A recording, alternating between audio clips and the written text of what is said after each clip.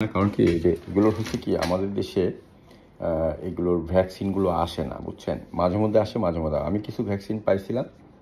ওই মানে ওই যে বিভিন্ন কমিউনিটিগুলো আছে এদের, তাদের অনেকে যারা কিনা মানে ধরেন ব্রিড করে বা ইয়ে করে, তারা বিদেশ থেকে অনেকে আপনার ক্রেডিট কার্ডের মাধ্যমে নিয়ে আসে।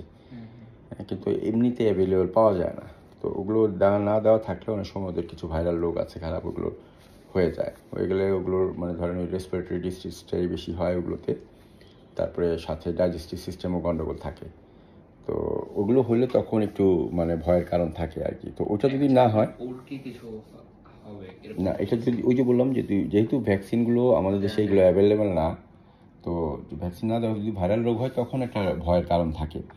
আর যদি নর্মাল যে এমনি ফুসফুসের ইনফেকশন নর্মাল ব্যাকটেরিয়ার কারণে হয়, নিউমোনিয়া যেই কারণে হয় আর কি, তো রেসপিরেটরি ডিস্ট্রেসে যদি নর্মালি হয় তাহলে যে ওষুধ দিব আমি সেগুলোতে ভালো হয়ে যাবে। কিন্তু ভাইরাল রোগগুলো হলে তখন ভালো হতে চায় না। এটা আমরা জানেনি, আমাদেরও ফুসফুসের যে ইনফেকশনগুলো ধরেন মানে ব্যাকটেরিয়াল কারণে হয়, হ্যাঁ, সেগুলো আমরা নর্মাল অ্যান্টিবায়োটিক খেলে কিন্তু আমাদের হয়ে যায়।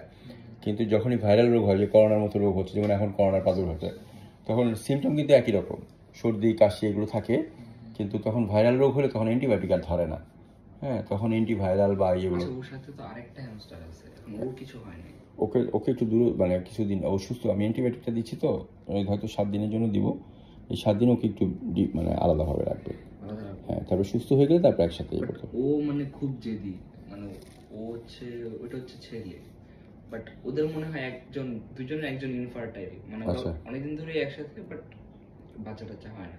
মানে 2 মাস একসাথেই ছিল, হ্যাঁ, কখনোই মেটিং হয়নি। হ্যাঁ, মেট হয়েছে, মেটিং হইতে দেখছেন? হ্যাঁ, বাট মেবি কেউ ইনফার্টাইল, দুজনের একজন হবে না, অনেক সময় কম বেশি হয়, মানুষের মতোই আগে পরে হইতে পারে। মানে পরে যে হবে না সেটা না, মানে ধরেন এটা লম্বা সময় দেখতে হবে যে হচ্ছে কিনা। না হলে ইনফার্টিলিটি চিকিৎসা আমাদের এখানে আছে, ঠিক আছে? তো এটা স্টেপ বাই স্টেপ আগে ওকে সুস্থ করে নিই, সুস্থ করে তারপরে আপনার মনে করেন যে ওই 2টার একবারে নিয়ে আসেন, তখন দেখে ওদের যে বাচ্চা হওয়ার জন্য যেই ইনিশিয়েটিভ সেগুলো তখন নেওয়া যাবে, ঠিক আছে? এখন আপাতত যেহেতু আমরা পাইছি চোখের ইনফেকশন আছে, ফুসফুসের ইনফেকশন আছে। চোখের ইনফেকশনটা কিভাবে হয়েছে?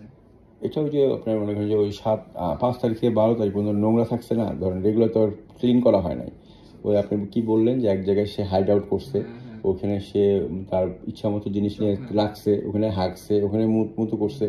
তাহলে ধরেন যেখানে যেগুলো হাইড আউটে যে ইয়ে করতেছে, ওখানে বায়োলজিক্যাল জিনিসও ইয়ে হইতেছে, হাগুটা যাচ্ছে, আবার খাবার নিয়ে রাখতেছে, তখন ওখানে প্রোটিনের একটা ইয়ে থাকে, মানে মানে ব্যাকটেরিয়া গ্রো করার বা ফাঙ্গাস ভাইরাস গ্রো করার কিন্তু একটা আইডিয়া এনভায়রনমেন্ট ওখানে হয়েছে, ঠিক আছে? তাও আবার দেখেন আপনি, আমি যেটা প্রশ্ন করেছি আপনাকে যে ফ্যানের নিচে ছিল কিনা, কিন্তু ফ্যানের নিচে ছিল না, সে হাইড আউটটা করছে দূরে গিয়া। তাহলে যখনই একটু হট অ্যান্ড হিউমিড আবহাওয়া হবে, আপনি কি সায়েন্স স্টুডেন্ট? আচ্ছা, তাহলে এটা জানবেন যে